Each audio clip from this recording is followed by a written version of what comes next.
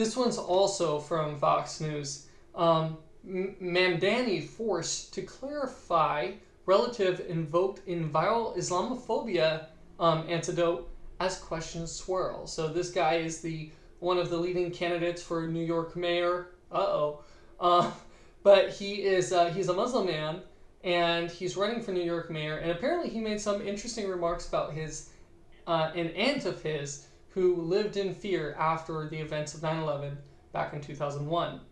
New York City Socialist Mayor candidate Zoran Mamdani offered up a clarification on Monday about an antidote that sparked controversy on social media related to an antidote he told us about his aunt not using the subway in New York City due to post-9/11 Islamophobia.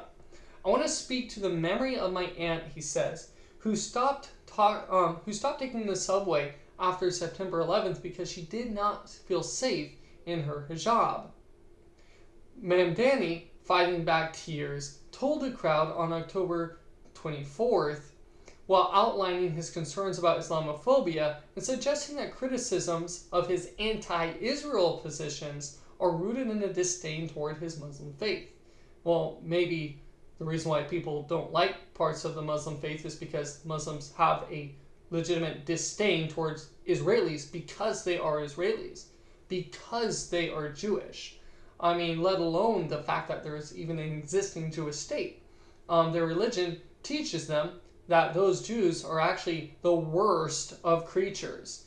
Now, that doesn't mean every Muslim is going to act that way. It doesn't mean every Muslim isn't going to share in the values of America, of freedom of religion and freedom of speech and the right to bear arms and, in God we trust.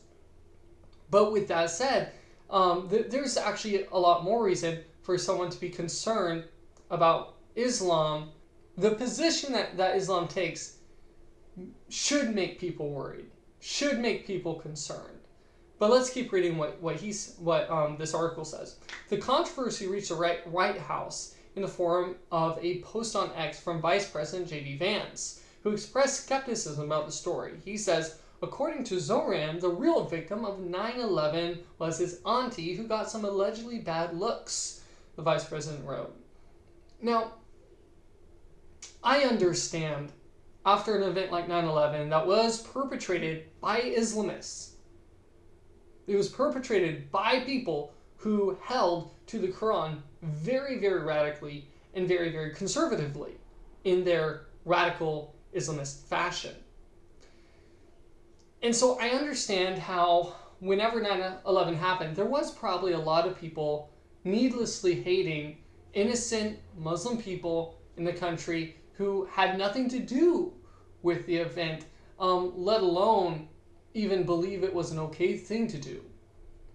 So, I get that they probably saw a lot of backlash during the start of World War I, World War II. Germans across the world got lots and lots of backlash just because they were German.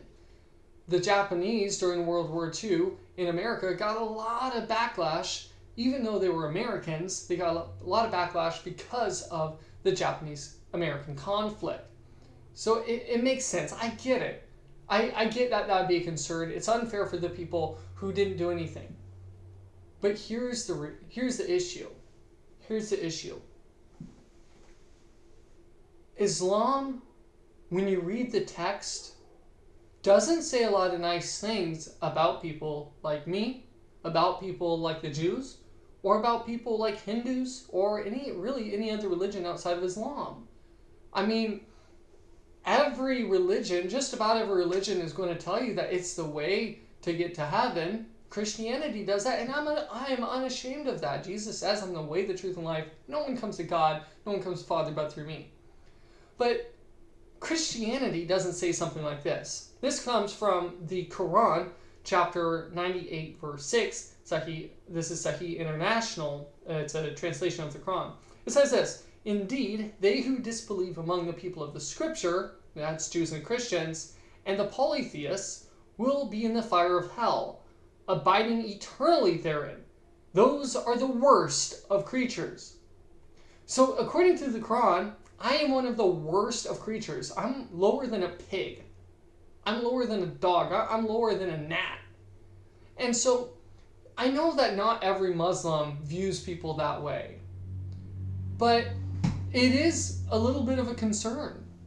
It is a little bit of a concern when someone's religious book makes it very clear how someone's supposed to think about their neighbor or about some other country.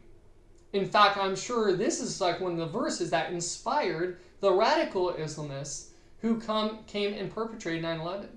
Now, I'll say it one more time. I said it once, I'll say it again. I don't think all Muslims are this way. I don't think all Muslims see this passage and think, oh, I should treat Joe like a gnat, or worse than a gnat, worse than a maggot. I don't think most Muslims in America would treat me like that. But they do exist throughout the world, and they even exist in America in some places. We as other people, even if you're a Muslim as well, we need to be willing to accept that our neighbors are diverse, and this is a country that is extremely diverse, and we're trying to stick to one thing: one nation under God, presumably, and freedom of religion, freedom of speech, the right to bear arms, the ability to protect yourself, the ability to peaceably assimilate. Not violently, peaceably assimilate. So with that said, in one sense I understand. We shouldn't be blaming other people for the sins of someone else from their own religion, because they may not believe the same way. Shocker shocks, there's all sorts of different types of Muslims out there, just as there are all sorts of different types of Christians out there. But one thing is true, that when we read the Christian Bible, we don't see a reference like this toward people who don't believe. But in Islam, if you're a Muslim, or especially if you're a Jew or a Christian or a Hindu, you're one of the worst of creatures. Now, there is still a good Bible verse that we can glean from on this. Romans 12:17-18 says this: "Repay no one evil for evil. Have regard for good things in the sight of all men. If it is possible, as much as depends on you, live peaceably with all men." As a Christian, I'm not supposed to be the one going out there and accusing other people of things that they had never done. I'm not supposed to be the person that goes out there and treats people differently, or chooses to treat one person with love and one person with disdain. But instead, we should treat all people with love. Even our enemies, Jesus tells us to bless our enemies, bless those who curse you, pray for those who use you. So remember, as Christ gave us the example, and he gave his life for his enemies, he showed his love for the entire world, including your Muslim neighbors.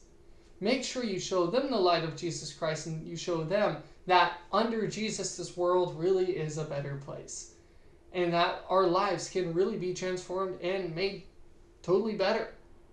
I encourage you to do that.